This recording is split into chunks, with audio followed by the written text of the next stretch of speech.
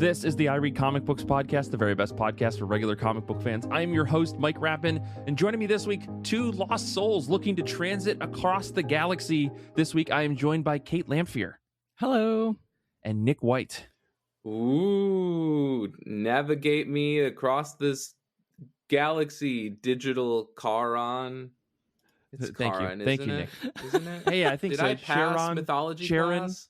Yeah. I don't know how it's actually pronounced, but that's not important because Yeah. I have an announcement. And that is, if you're hearing this on the day of release, you have 6 days to complete the IRCB reading challenge on goodreads.com. If you have not even seen this, you have 6 days to read like 24 books. That means you should start right now. I know a lot of people on our Discord have been rushing to get to the end of this, and I'm very proud of them all for getting through 24 books for this year. I know some people, I think Erin, our Goodreads moderator, was it this year or last year? She read like all books in like a month span or something like that. It was pretty crazy. But the reason why it's important to finish our reading challenge is not only that we pick some amazing books, but also folks who finish our reading challenge get to join the elite group of nerds who pick a single comic or original graphic novel or whatever for us to read in January of 2026. So if you want to be a part of that cohort of people who gets to pick that book, make sure you finish our reading challenge. You have 6 days, ends on December 16. It's honestly some of the best books we've picked ever, and we get better every single year. It's crazy. But anyways, we're here to talk about comic books. I have 2 legally mandated questions that I need to ask. That is, how have you been? How have comic books been? Let's start with you, Nick. Things have been good. I mean, running on nearly zero sleep, but aside from that, things have been great. Gotten a little snow out here in West Michigan, about an inch overnight. And we're also playing a game on today's show called If You Tell Me How the Formula One Race Played Out Today, I Will Find You. And then I will ask you to please not do it again. Formula One is frantically Googling. Yeah.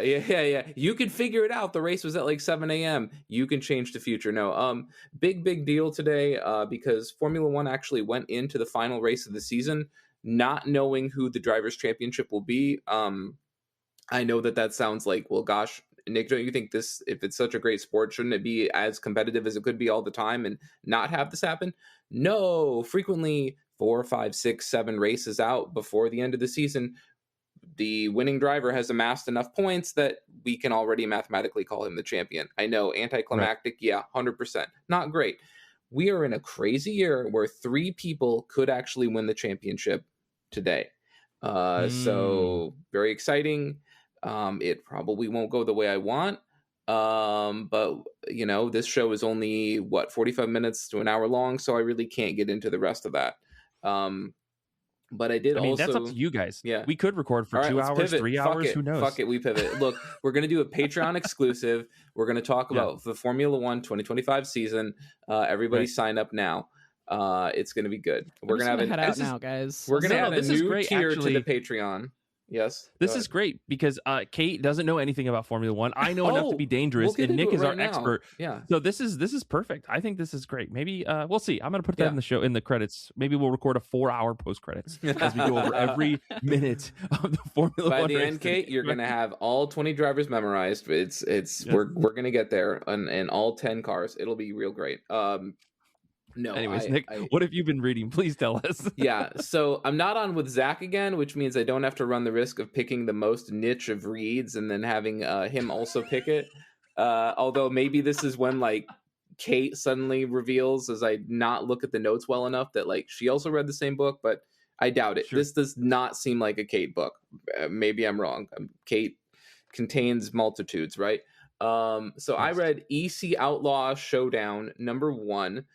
For those who forgot, EC is a long, basically forgotten imprint that was out there, and Oni was like, hey, maybe we can make money off of this, or whatever they said at the time. And so they revived it, and they've been doing some really great anthology books over the last, I think, 2 years.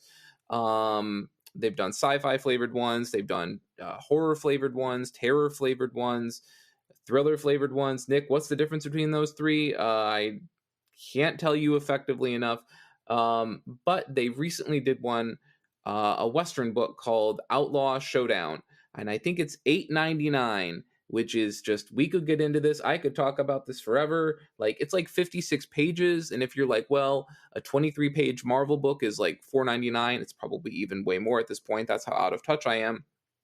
You know, if you math it out, $8.99 for 56 pages is a deal. But that doesn't deny the fact that when I see $8.99 on a book, I just go, man, fuck this. You know, I'm just like, I'm not even going to buy it. But I was up way too late last night. And so I said, this looks like a good idea. So I bought this one shot and I read it and I actually thoroughly enjoyed it. Apparently there's 4 or 5 more coming, but it looks like it's not a monthly. So I couldn't find what the schedule is for this. But just to give you just a quick breakdown of some of the credits on this book, we've got a story called Cool, Cool Water, written by John Arcudi, art by Sebastian Cabral, with colors by Lee Lowridge. We've got Fire in the Hole, writing and art by Tony Moore, colors by Rico Renzi. The Cure by Ann Nocenti, with art by David Lapham of Stray Bullets fame, with colors by Nick Filardi. Pony Express, written by Christopher Cantwell, who writes everything I like these days, including a book called Everything. And Dan McDade, who for me is like honestly one of, Nick, you say this on the show all the time, all of the artists you like can't be the most underrated artist. Maybe they can be, but Dan McDade might be at the front of that list. I feel like Dan McDade does not get enough credit for how lights out he is. And then interestingly, they pulled a Marvel special, which is where they find an issue from 700 years ago and they throw it at the end of the book and charge you more for it, and they feel entitled to do that. So there is a story from 1951 called Colt Single Action Army Revolver, originally published in Two Fisted Tales number 20, with writing by Harvey Kurtzman, as in the Harvey Award Harvey Kurtzman, and art by Jack Davis. So yeah, there's some really, really great stories here. Cool, Cool Water was really interesting. It follows this U.S. Marshal. He's assigned to the Indian Territories in modern-day Oklahoma. He's pursuing these train robbers. As he's pursuing them through this territory, they end up killing this isolated Paiute family. This young girl survives, and Keyes comes across her, and he's like, well, I've got to keep following these guys, but I can't leave this girl here. This isn't safe. So he's like, well, I might as well bring this girl right into the danger with me. Brings her along, finds out he can't speak her language. She can't speak English. You have this interesting sort of language barrier. And there's this wonderful, wonderful twist that it's so hard to tiptoe, not only because it's me and I'm just going to ruin things, but when the story is 10 pages, it's even harder. All I'm going to say about this story is this. John Arcudi writes a fine Western, but when you read his Western, you remember the things that John Arcudi writes the most with Mike Mignola, and the twist in this story suddenly makes a lot of sense, but it's very clever. The Tony Moore issue or story, first off, I was like, why do I remember this name? And then I was like, oh, right, he did Fear Agent. And also, he got in a prolonged lawsuit with Robert Kirkman for, I think, 8 to 10 years. And holy fuck, this guy just blasts both barn doors off the face of this issue. Like, when I read this story, I was like, why was Robert Kirkman fighting so hard to, like, why did Robert Kirkman kick this guy off the book? If that's indeed, I don't remember exactly how it happened. Robert Kirkman, please don't come after me next. Anyway, we'll talk about it in the post credits. Yeah. Well, I know it's not a short story, that's for sure. Yeah, exactly. But yeah, really, really great. You've got this story about this guy. He's a coal miner. He miraculously survives this mine explosion that destroys his entire team. And yet now he's got this terrible survivor's complex.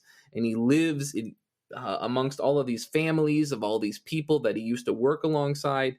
And yet he just keeps having these nightmares, even though he's trying to, like, help them. And you're like, gosh, this guilt seems a little weird. What's going on here? And again, for all perfect EC Comics 10-page stories, there's a really interesting twist. Yeah. Beyond that, Cure by Ann Nocenti, kind of weird. Kind of feels like this story would have had a social impact or oomph maybe like 30 years ago. Sorry, Ann. And now it just feels like there are some racial caricatures in this story. about a literal snake oil salesman who comes to town to sell his fake cure-all, right? And comes, head to head with the town's herbalist, who actually is a salesman who sells literal snake oil. Yeah. Was not, they can't all be hits, but I'll just leave you with this one. The Pony Express one by Cantwell and McDade. Honestly, you look at that creative team. How is that story not going to be amazing? That's great. That's a great combo of creators. And it's just, it makes you, this is the story I came away from and said, I wish this was a full blown OGN. Like, this could be one. Cantwell manages to walk this line so perfectly in 10 pages of finding salient ways to actually go over some of the more interesting points about the Pony Express without turning it into like, hey guys, I'm going to front load this 10-page story with exposition with room I don't have to do that.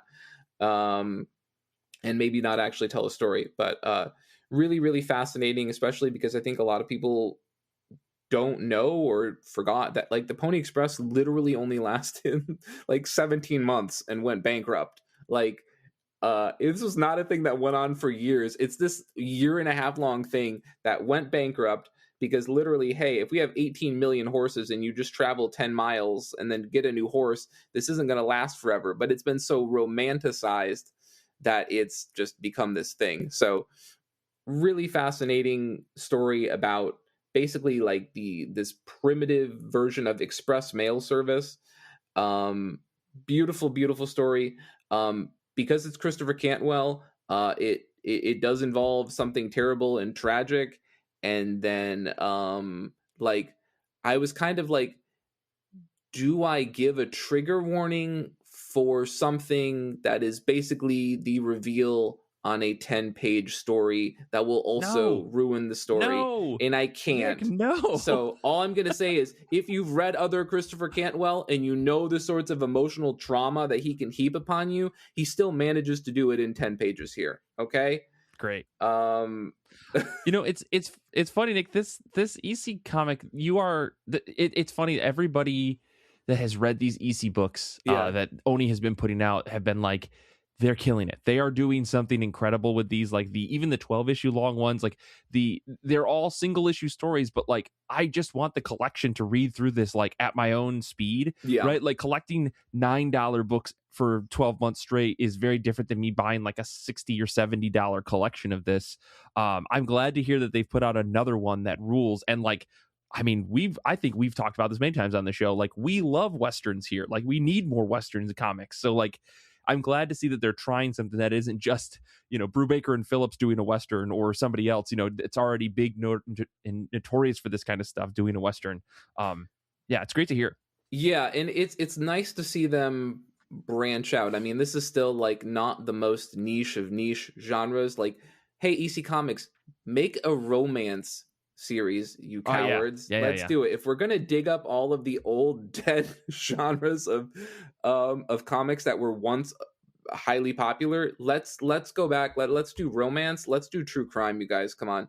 But it is nice to see them branching out from the horror, terror, thriller, like triumvirate that we most frequently see with EC Comics books. So really, really fun. Well, I guess, how was the Kurtzman story? Did you like that one? Honestly, it's really, really, really good. And I didn't write on it because I probably could have written on it for like 500 years because it is a very interesting story about a revolver and the way that the revolver passes through hands as each person like uses one of the bullets or uses two of the bullets and leaves the bullets for the next person, and it turns into sort of like a cycle of violence, unsurprisingly, in a way that makes the story a little bit deeper than you would think from a comic in like 1951. But also there are some horribly offensive stereotypes in this book that would take me a long time to discuss all of them and give it due diligence. But I see. Is 1951, looking forward to your guys. essay. Yeah. But yeah, cool. Thoroughly enjoyed it. Check it out, guys. like I said, I'm waiting for like the collected editions of these to come out in some capacity, or I'll just, I don't know, pony up the cash and buy the single issues. I don't know. I mean, me too, because I live under the delusion that maybe the trade will actually be affordable. Yeah. In that, they're not going to stockpile all these, 10 or $9 or $10 issues and then be like, oh, here's a $70 paperback trade. But who knows? Yeah. I don't know what Oni's general policy on trades are. I don't buy Oni trades, so yeah. I don't know either, but let's move on. I'd love to talk more about Westerns, but I really want to hear what Kait's been up to. So Kait, tell us, how have you been? How have comic books been? Explain your multitudes that Nick implied. I went for a walk yesterday and it was like 10 degrees and I was totally fine. I felt very like Michigan professional. Right. You're fully like a Michigan adult where you're just like, oh yeah, the cold is no big deal to me. The cold doesn't bother me anyway. I'm a Disney as long as you keep moving, you can stay warm. Yes. It's just the breeze that's cold, if it's not. No, it wouldn't be bad if it wasn't for the wind. Yeah. Oh my God. Okay, so I did not read the particular anthology that Nick read, but I did read an anthology. So does that count? Next Door Neighbors. Next Door Neighbors. Too similar. Cancel the show. Yeah. Okay, so I read a book called Trickster, Native American Tales, a graphic collection. And this is an anthology. It was organized by Matt Dembicki. And as far as I can tell from searching on the internet, I think that it must be self-published. But I've had this book for a while because way back in 2011, I went out to Denver, Colorado to do a short publishing college program. And I got this book on that trip. So this has been on the top of my pile, quote unquote, for 14 years. Holy smokes, Kait. I'm looking around my bookshelf and I'm just like, I don't know if I have any books that have been. That's not true. There's probably stuff I bought on Comixology, but that doesn't count. Physical bookshelf? Yeah, sitting on my shelf. Yeah, that's crazy. Me. Yep. I love it. Living with you, moving with you. I mean, like... Awesome. So this is a collection of 21 stories. These are all from Indigenous writers and artists. And the original edition, which I just read, won a few awards when it was first released in 2011, and it was nominated for an Eisner back then. It's also had a 10-year anniversary edition since I got this book. So what I'm hearing is that maybe we shouldn't have sat on this long, but yeah. So this is this collection, Trickster, has a wide variety of stories, and some of them are about people, some of them are about animals, anthropomorphized animals, of course, and some have supernatural elements. There's a big variety. Every story, however, is about characters playing tricks on one another, thus the title. And some of these stories feel like legends that explain the way that something is in the world, or some of them feel like fables that have a lesson at the end, but quite a few of them are just characters playing pranks on one another. I'll get to the end of the story and I'm like, what was the point of that? And it was the point was to have fun reading it. I had a couple of favorites that stood out in this book. I mean, I'm not going to go through all of the stories because 21 is a lot. But my favorites included. Read all the credits too, Kait. We're going to go through all. Yeah. Let's do it. We'll be here for an hour. I'll just read the book to you. Thank you. Yes. Patreon exclusive, guys. Do you want Kait to read books to you? Show and tell. Do you want 5 hours about Formula One? These are the things we can offer you. Yeah. So one of my favorite stories was Coyote and the Pebbles by Dayton Edmonds and Micah Ferreter. And this story is about animals who are active at night, like deer, raccoons, etc. And they ask their god or their deity for more light at night. They only have the moon. But Coyote, the character, is late for the meeting, and all the other animals are told to toss pebbles into the sky that then are made into stars that look like those animals for constellations. But Coyote does the same thing, and he messes up all of the other constellations. And the animals are still angry about that to this day, by the way. And that's why coyotes are always loner animals now. It was very... I liked that one a lot. And then there was one that was just like a goofy story that I had a really good time reading, and it was called Giddy Up Wolfie. This was by Greg Rogers and Mike Short. And this is just about a rabbit who has a crush on a wolf lady, and he makes her current boyfriend look like an idiot. And that's the story. Okay, cool. And then there was one called The Bear Who Stole the Chinook by Jack Gladstone and Evan Keeling. And the story is about a bear that steals the warm spring wind called the Chinook, and presumably it's to keep his cave warm in the winter, or like during the spring when it's still cold. And this messes up, like climate change. It's not great for everybody else. And so a bunch of animals and a kid go steal it back from him and release the wind. And the writing in this one is like a song or a poem rather than just like comic narration or dialogue or something. And then there's also this full spread panel of the wind being released that I really liked in the artwork. The artwork for that Coyote and the Pebbles story also really stood out to me. It's the first one in the collection, so it kind of really grabs your eye quickly. And it was really just enchanting. Like there was like the animals have animal forms, but then occasionally they also have human forms where there's like markings that look like whiskers or fur patterns or something, and then their clothing looks like ears or tails or fur or whatever. It was just a really interesting way to handle a story where characters have dialogue that are like, it's like anthropomorphized, but then they also have human forms. It was really unique. This really sounds like my jam. Yeah. This sounds really good, Kate. Yeah, and like the individual stories are really not that long. I mean, this book is not huge, so they're just, I don't know. You said some of the stories in your anthology were like 10 pages, Nick. That's probably about right for this one also, but it varies story to story. So it's really a book that you can just like read one story between other books or something, or revisit the one story that you like. And so I mentioned that all of these creators are indigenous. In the rear matter, there is a couple of pages where every creator has a blurb about like what kind of work they do otherwise, and a lot of them did not come out of the comics world. Like they write for other things, or they do art for other reasons, or just as hobbyists. And it was really interesting to read all of the different ways that people employ the creativity that then became useful to make a comic. Yeah.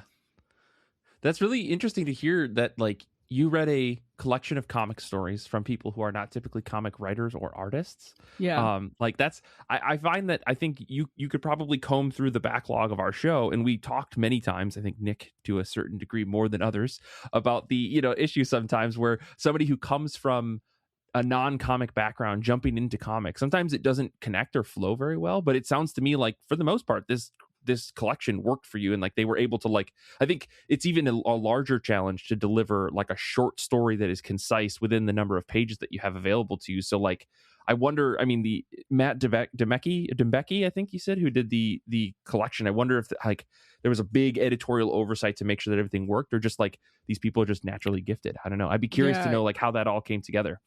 There is a foreword by him, and he talks about trying to like find people for this kind of project, and it doesn't sound like he's indigenous himself, so he had like his main struggle was in getting people like to trust him about this, that like he actually wanted to tell their story and not like capitalize on it or whatever.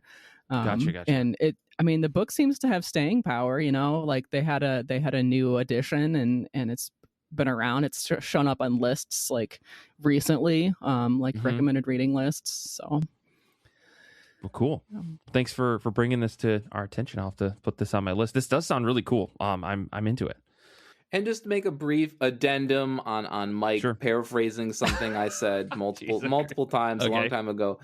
My biggest problem is not just people getting into comics who haven't done comics before, because everybody has to start comics somewhere, right?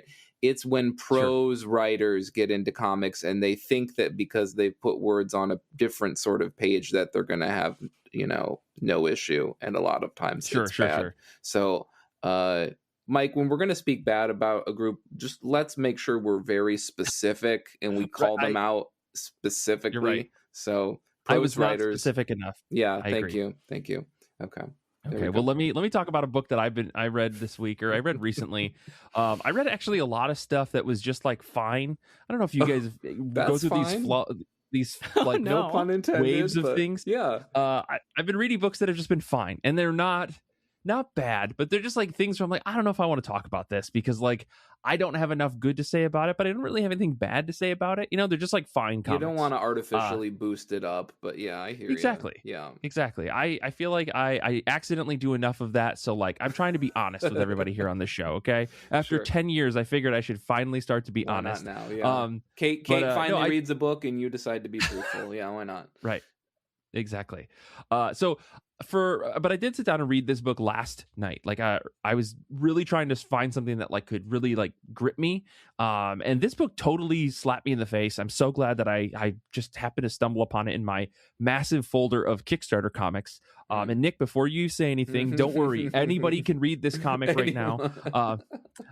This is a book I read called Death Transit Tanager.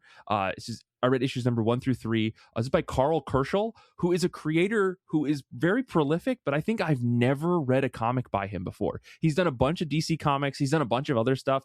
I cannot think of a book that I've read by him. I think probably Danny maybe knows some DC book that I maybe have put my hands on and read at some point that had Carl's work in it. But regardless, I backed this on Kickstarter earlier this year because, as I'm wont to do by the recommendation of people on Discord, basically someone posts a link and then my money gets spent.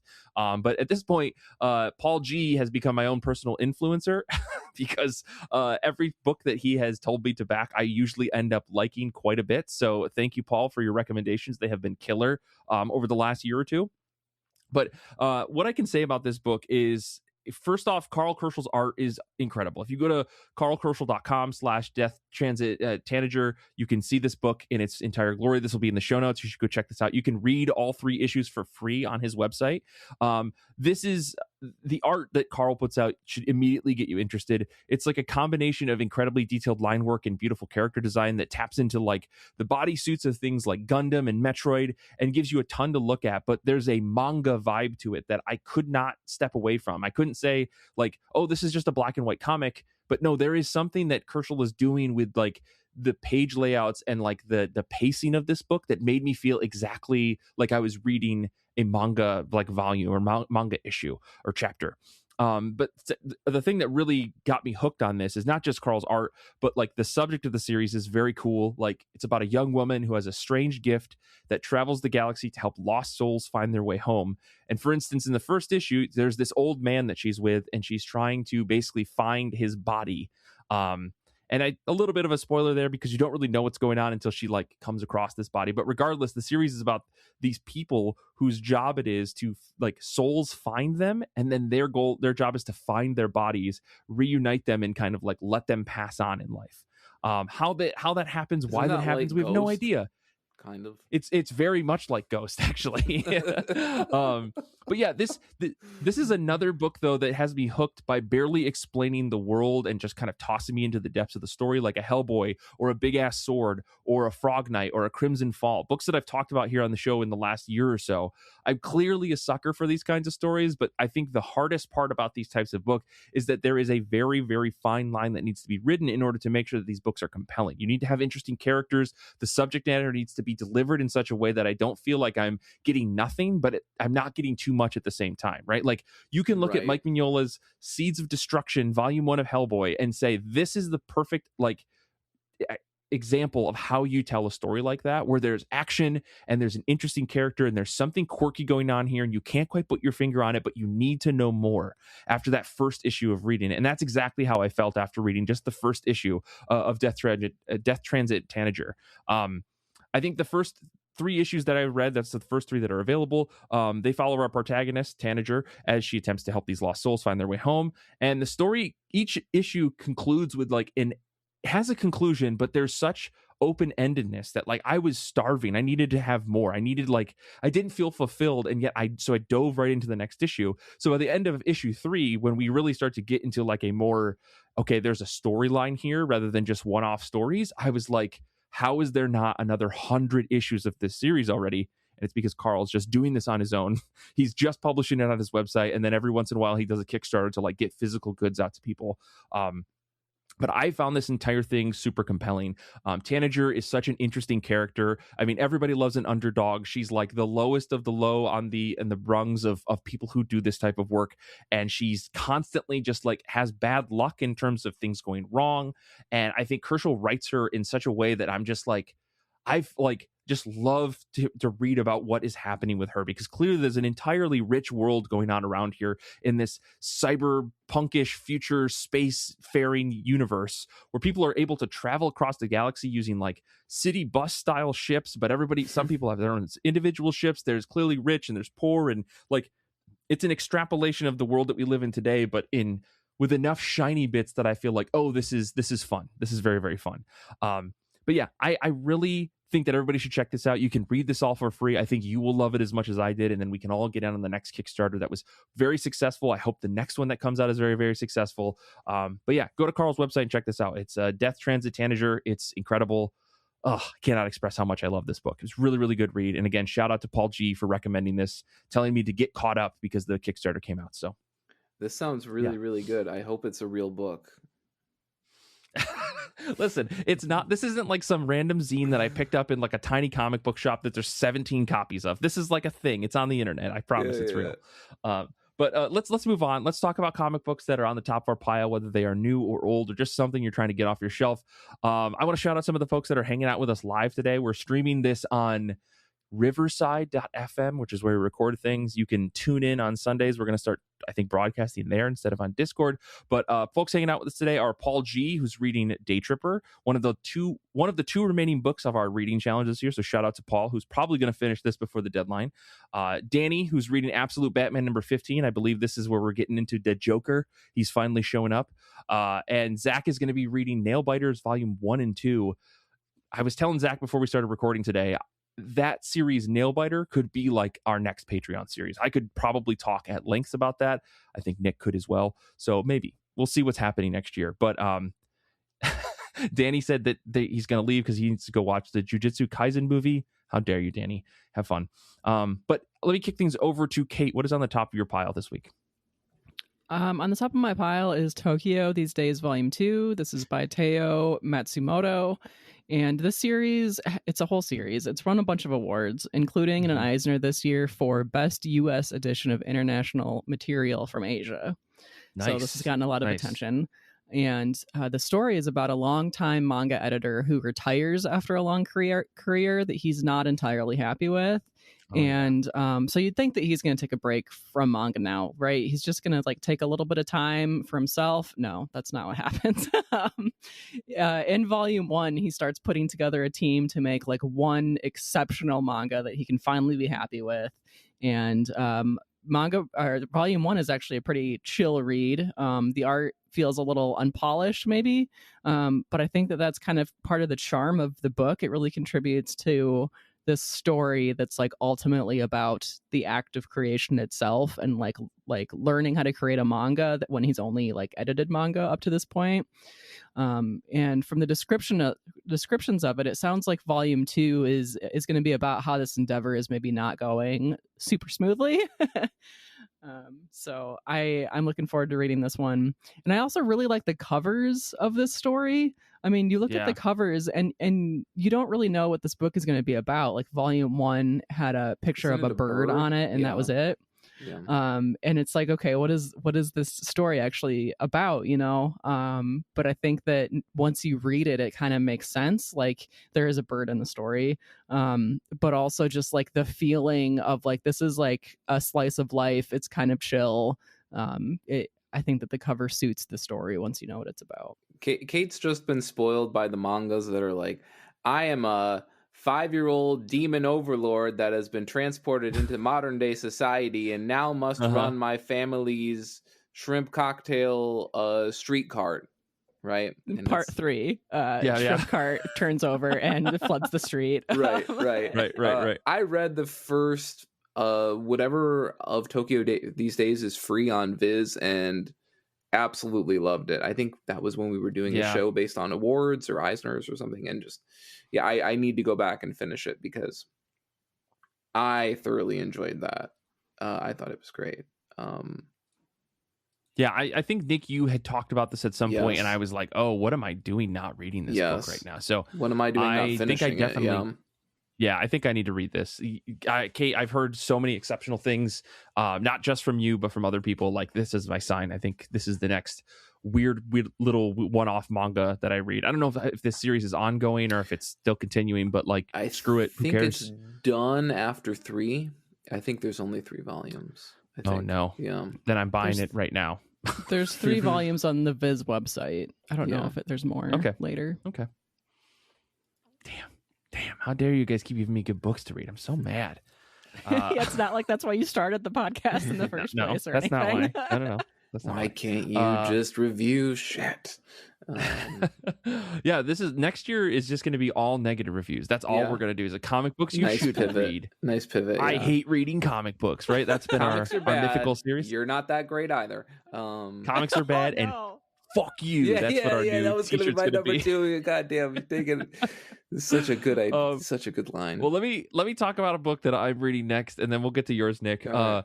I am going to be reading a book that I picked up at New York City Comic Con and just put on a shelf, and I forgot about it because it literally fell behind other books until very recently. This is a book called Demon Summoner Gash, written and drawn by a guy named Connor McCann. It very much, this book, I picked it up at New York City Comic Con because it very much looks like kind of the dark, weird shit that I like in some comics. It reminded me a lot of the Morkborg TTRPG, if anybody's familiar with that, where it's just like grim, dark, and awful. Yeah. And the pitch for this is, I'll just read this from the website because I think it's perfect. It says, "Who will survive the centipede Golgotha?" First off, that's awesome, right? Love that. The next line is, "After an unspeakable tragedy, Mason Marrow must descend into a world of grindhouse black magic in order to save his town and family from an impending cosmic massacre. I'm in. I'm sold. I don't even care what this is. I definitely want to try it." The art on the cover of this book initially sold me, I think, when I was walking down with our buddy of the show, Kyle Rose, who did all of our logos and stuff, comic book artist himself. We were walking through things, and he and I both, like, our heads went like 90 degrees to the right as we saw the cover for this. And we walked over and talked to Connor for a second, and I was like, oh yeah, just the art alone on this book is fantastic. And then I was like moving through it, like the use of the way that McCann uses like thick squiggly lines and like overemphasized physical characteristics. It reminds me a lot of like old Jonan Vasquez comics. Like if you ever read Squee or the really old Invader Zim comics, maybe you know what I'm talking about. Yeah. I think an artist that kind of reminds me in the same vein, but maybe doesn't lean too heavily on the thick lines, is like a Fred C. Stressing, who we had on the show before, who's done some Rick and Morty. He's doing the Doughboys comic. And maybe some of the rougher pages of like a Brian Lee O'Malley with just like the thick ink that is just really dark and creates these bold characters that you're almost like, this looks bad, but it's such a perfect style that I think that this is all intentional and therefore it is good. And I know that it's almost insulting, but I promise you, this looks really cool and it looks really gross. And I like that in a comic sometimes.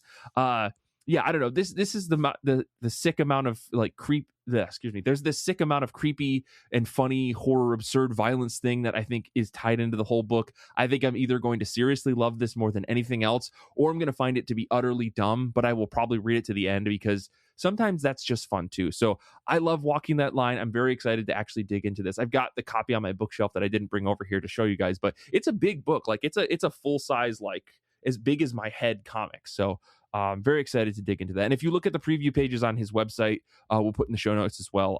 It just looks kind of absurd, and I really freaking love that. So I don't know. You guys should also check this book out. So I'm not the only person reading it. I promise it's worth the money. It sounds an awful lot like, oh gosh, what's the name of that manga?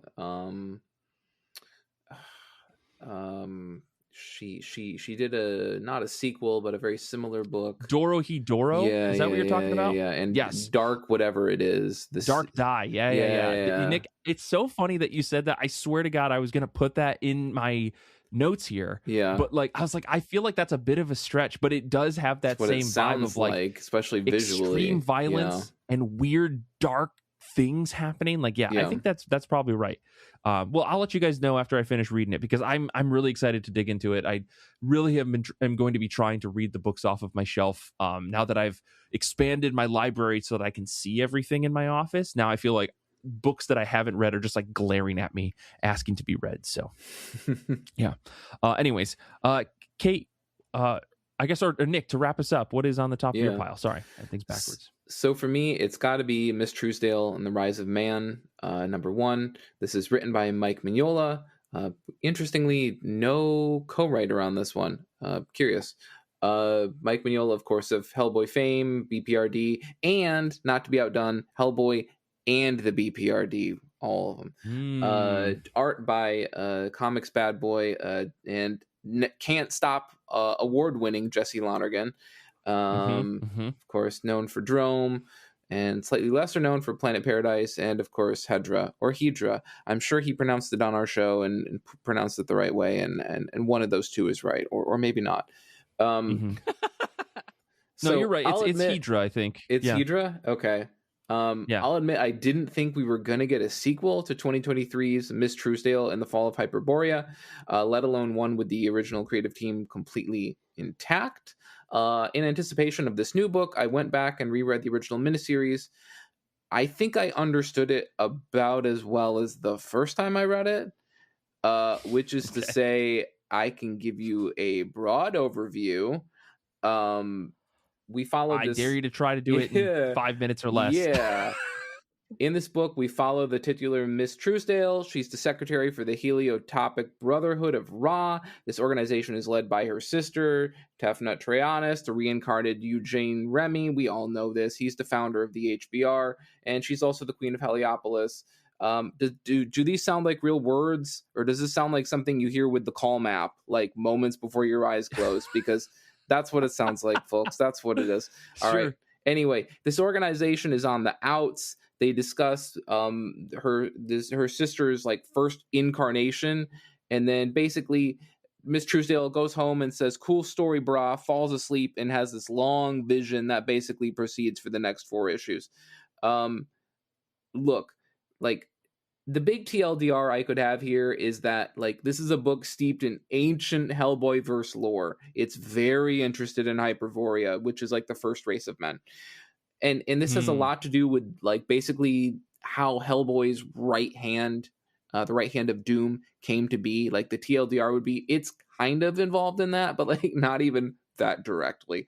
There's also some stuff here that I really don't fully grasp or haven't read about yet or don't remember. And ultimately, I kept reading this going, I feel like I should read Hellboy in Hell, because I feel like things will start to make sense then. Maybe. But, and those are big buts, and I cannot lie. It's a gorgeous book. It is absolutely uncorked as far as Lonergan's, like, own original work. It's not absolutely as nuts as, like, Hedra, because Hedra is insane. Yeah. But it's about as crazy as you can get working for someone else on a licensed book. I saw, like, it's funny you say that, though, because I saw some layouts. Like, Jesse just posted some, like, here's some no comic art, but here are the layout, like, views of pages that he did for that book. And I'm like, dude, you're making, like, it's so experimental. It's so, like, pushing the limits of panel layouts to try to, like, convey flow and messaging in a way that is non-standard. It's this, like, if you read Drome, like, you saw all of this in Drome. You saw this in Hedra, like, where he's getting you to read pages in a non-normal way because of the way that his pages are laid out. It's so cool. I'm glad to see that he's doing it in books that are outside of his own creative work, which means that Mike definitely digs this. He must think that this is cool and that this works for his storytelling style, because otherwly, why would this fly? The alternative is I think Mike that's doesn't fantastic. know, which is also Nick's continual conspiracy. All right, that's great. Okay, Mike just picks names out of a hat for his books. Jesse Lonergan. All right, put him on again. I drew his name twice. Who cares? Who didn't take this name out of the he's got the big, like, bingo, like, with the mesh it's a big thing bingo with circle. with the circle. Yeah, exactly. Yes. Yeah. Someone didn't take Jesse's name out after the first poll, so there was a mistake. For anyone listening, Nick intentionally mispronounced that last name. Yeah, we know how to say Jesse's last name. Yeah. Like, does this mean this book is going to be just as confusing as the original series? Probably. Is it still going to be absolutely gorgeous? Yes. Is that enough? It should be. It should be. Mm-hmm. I think the only kind of like small like tragedy in terms of like things Nick wants, which means it really shouldn't happen, is that I would love to see Jesse on a more straightforward narrative with more well-known, like if I was being stupidly greedy, I would love to see Jesse on an arc of like Hellboy and the BPRD, more accessible storyline, drawing fan favorite characters, and maybe that would convince some people that are showing up for Lonergan, which I would assume is a growing contingent, to stick around and try other Hellboy books. On the flip side, I also see kind of like the weird story that goes throughout the ages and crosses, across time and space and all of that weird dreamy stuff. When I think about those elements of Miss Truesdale, I do feel like Jesse is a good fit for those elements. But again, selfishly, for sure, I would love like him doing like Monster of the Week, Hellboy and the BPRD, like getting him to draw Hellboy more than maybe the 2 times we get to see it, at least in the first Miss Truesdale. Selfishly, greedily, that would be great. Like I would love that. So right. And if anybody wants to go in on a GoFundMe to get Nick a 11x17 Jesse Hellboy commission, let me know. Yes. You have my email, ircbpodcast@gmail.com. Christmas is coming. New all right, that's Patreon exclusive. We fund things I want. This is a new Patreon exclusive. Yes. We just put money in a fund, and then where does it go? Nobody know. Well, we know where it goes. It goes to me, and then Yeah. Patreon. I love this Patreon idea.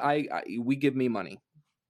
Yeah. Okay. That's the new $150 tier is money just goes straight into Nick's pocket. It's easier than being a grifter on YouTube. Let me tell you. Yeah, that's true. Well, I think that'll about wrap us up today.